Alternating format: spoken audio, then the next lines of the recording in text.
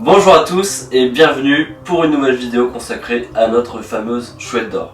La dernière fois, nous avons décrypté ensemble l'énigme musicale, la 580, et obtenu 10 villes sur la carte de France avec un ordre donné.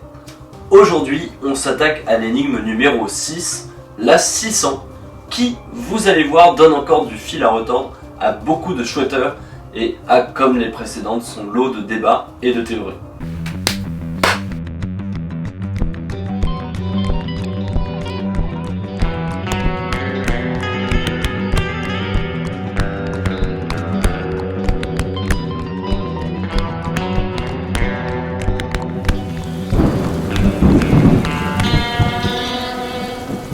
L'énigme s'intitule « Quand Almar s'allie à la fibule de Préneste, les ténèbres resplendissent » avec une série de lettres, de virgules, d'espaces et de points. L'illustration, quant à elle, semble nous montrer une clé sortir de ce qui paraît être de l'eau par une main gauche. Alors, la solution communément admise est que Almar est une référence aux morts, puisque Almar signifie les morts en arabe. Et il s'agit du peuple qui a inventé les chiffres. Concernant maintenant la deuxième formule, à savoir la fibule de Préneste, il faut savoir que la fibule de Préneste est un artefact, une trace historique de l'alphabet romain. Si on reprend le titre, quand Almar s'allie à la fibule de Préneste, les ténèbres resplendissent, l'auteur nous invite à associer Almar avec la fibule, et donc les chiffres arabes avec les lettres de l'alphabet romain. Or, dans l'énigme précédente, rappelez-vous,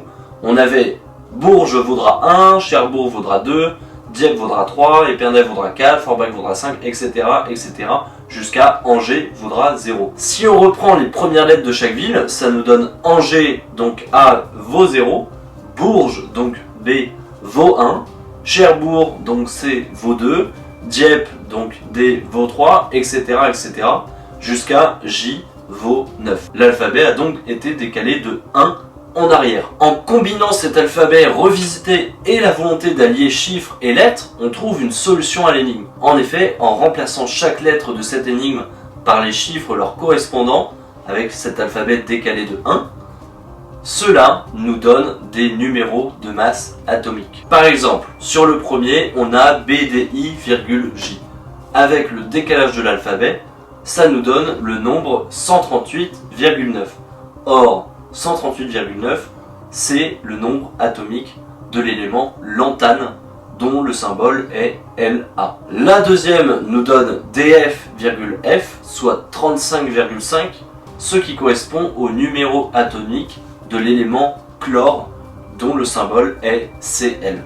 Et ainsi de suite. Une fois tous les symboles mis bout à bout, on obtient la phrase décryptée suivante: la clé se trouve sur un navire noir perché. Ce que le visuel semble confirmer, puisque l'on voit, comme on vous l'avait dit, une clé sortir de ce qui semble être de l'eau par une main gauche. Alors comme d'habitude, faisons un point rapide sur ce qu'a dit Max sur cette énigme. Tout d'abord, Max Valentin indique que le visuel de cette énigme est avant tout symbolique.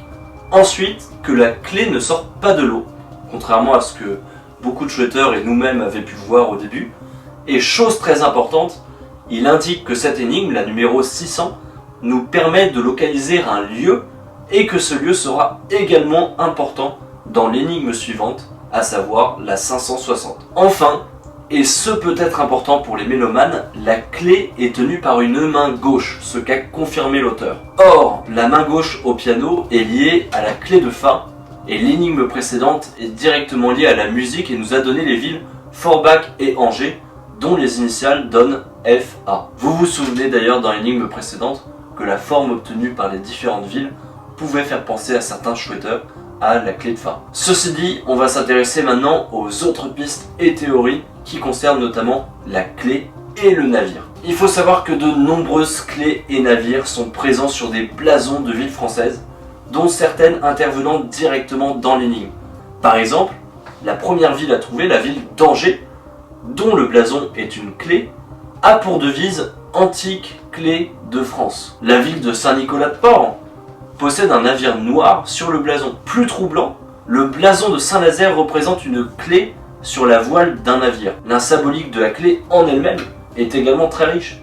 On pense aux clés de Saint-Pierre, on pense aussi à l'honneur réservé aux éminents représentants d'une commune, auxquels on offrait symboliquement les clés de la ville. Dans tous les cas, cette énigme très concise fait apparaître deux éléments. Une clé, un navire, qui ne sont pour l'heure pas encore très clairement définis, mais qui sont pourtant d'une importance capitale pour résoudre l'énigme globale. Surtout que l'on ne vous a pas encore parlé d'un madi essentiel à cette énigme sur ce qu'on appelle la nef encalminée, mais ça arrive dans la prochaine vidéo. Merci de votre fidélité, n'oubliez pas de vous abonner, de nous suivre sur les autres réseaux, et à très vite pour la suite.